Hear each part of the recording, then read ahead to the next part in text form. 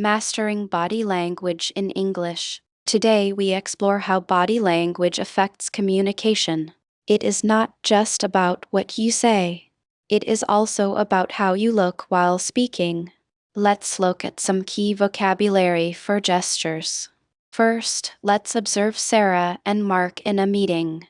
I am very confident about this project. Notice Sarah's upright posture. It shows confidence. That sounds interesting, but I have doubts. Look at Mark.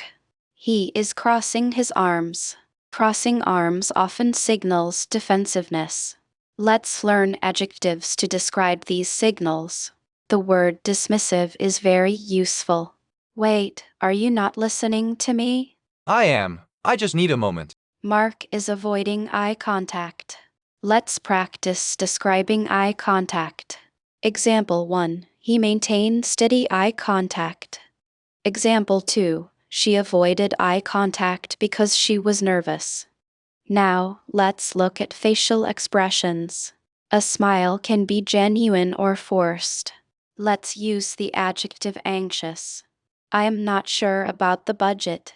Sarah is biting her lip. This is an anxious gesture. Let's expand our vocabulary with fidgeting. Stop fidgeting with your pen, Mark. Now, let's try a more advanced structure. Instead of he is angry, say he appears to be angry. This is better because we are interpreting signs. Let's review the key terms we've learned. We covered posture, gestures, and eye contact. Remember, body language is a powerful tool. Keep practicing and observing others. Let's transition to our grammar focus, descriptive adjectives. When we observe someone, we use adjectives to describe them. For example, instead of saying he is nervous, try he seems restless. The word restless describes constant, small movements. Let's look at another adjective, composed. If someone has a very straight posture, they appear composed. Can we practice with a real dialogue? That is a great idea, Mark. Let's start a role play. Good morning, Mark.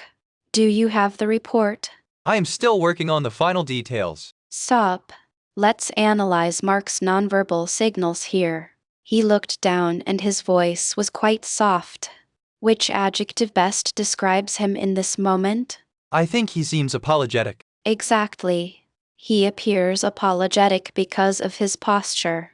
Let's continue the dialogue. Sarah, your turn. Is there a problem with the data? No, it is just a minor calculation error. Notice how Mark's shrug suggests uncertainty. Let's learn the adjective uncertain. Mark's shrug makes him look uncertain. Now, let's try a more positive scenario. We are very pleased with these terms.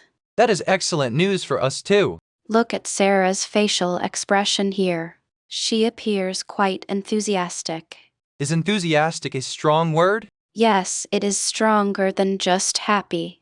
Let's practice using enthusiastic in a sentence.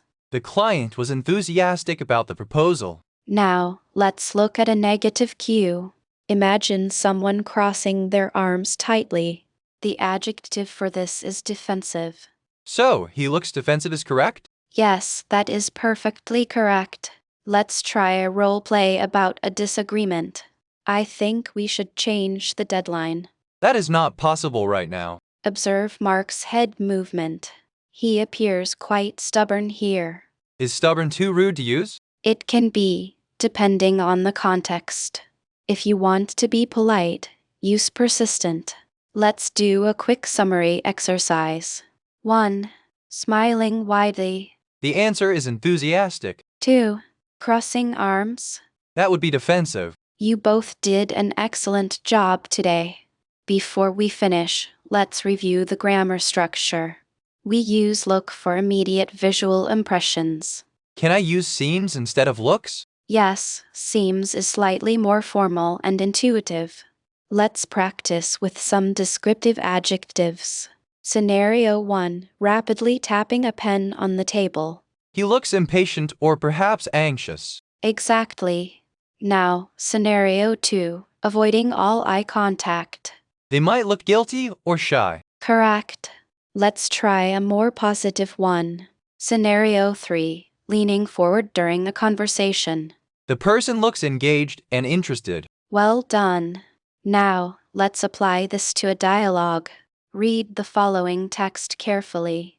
Sarah sat stiffly in the chair. How does Sarah look in this scene? She looks tense or perhaps quite nervous. Next part. Tom entered with a wide grin. How would you describe Tom's mood? He seems very cheerful and relaxed. Now, let's try a more complex scenario. Imagine a manager giving feedback to an employee. The manager is frowning and looking at his watch. He looks annoyed or perhaps quite rushed. Now, the employee is nodding but looking down. He seems submissive or maybe just embarrassed. Let's move to a practical business situation. The client is leaning back with hands behind head. He looks very relaxed and perhaps overconfident. Now, the negotiator is leaning forward intensely. He looks very serious and determined. Let's practice using these in full sentences. I will give you a cue, you make a sentence. Cue, shaking head no during a proposal. The client looks dissatisfied with the offer. Cue, widening eyes when hearing news. She seems very surprised by the news. Cue, slumping in a chair during a lecture. The student looks bored or exhausted. Let's try one more with a complex adjective. Cue, maintaining steady, calm eye contact. He looks very composed and professional. That was a great session, Mark. Thank you. I feel much more confident. Üb dies Ausdruck jetzt selbst und schreib mir einen Satz in die Kommentar. Now, let's focus on the present perfect tense. So, I have traveled to many countries. Exactly. Can you tell me about your work? I have worked in marketing for 5 years. Perfect. Now let's apply this to a travel scenario. I have already booked a double room. Good. How would you ask about breakfast? Has breakfast been included in my stay? That is a bit advanced but correct. I have lost my room key card. What should you say to the receptionist?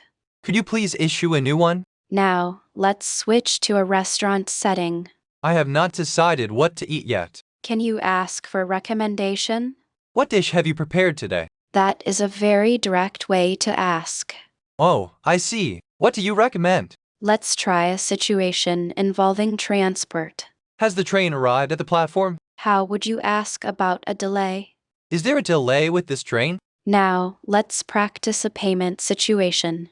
Can I pay by credit card here? What if they only accept cash? I have not brought enough cash. Let's move to a shopping context. Have you seen this shirt in blue? How would you ask for a different size? Do you have this in a medium? Now, let's try a business meeting scenario. I have finished the monthly report. How do you ask if they have read it? Have you had a chance to read it? Excellent. Let's try a problem at work. The server has gone down again. What is the next step to take? Should I contact the IT department? You are doing very well with these. I have learned a lot today. Let's focus on the present perfect tense now. When should I use the simple past instead? Use simple past for specific finished times. So, I have lost my keys just now. That is a perfect example, Mark. Let's try a practical travel scenario. Has the express train arrived yet? How would you ask for the platform number? Which platform does the train leave from? Very good. Now, imagine you missed it. I have missed my connection to London. What would you ask the ticket agent? Could I book the next available train? Perfect. Now, let's check the price. How much does the new ticket cost? Imagine the agent says it is expensive. Is there a cheaper option available? Yes, you could take the bus instead. How long does the bus journey take? It takes about 2 hours. That is fine. I will take it. Where can I buy the tickets for the bus? Is there a ticket machine nearby? The machine is right next to the entrance. Do you accept credit cards at the machine? Yes, but you must enter your PIN. Can I get a receipt for my journey? The machine prints it automatically after payment. Great. I will go and buy it now. Wait, before you go, let's practice a problem. Oh no, the screen is completely dark. In that case, you must find a staff member. Excuse me, is there someone who can help me? Now, imagine the employee says the machine is broken. Can I buy my ticket at the counter instead? Yes, the ticket office is open until 6. That is perfect. I will go there immediately.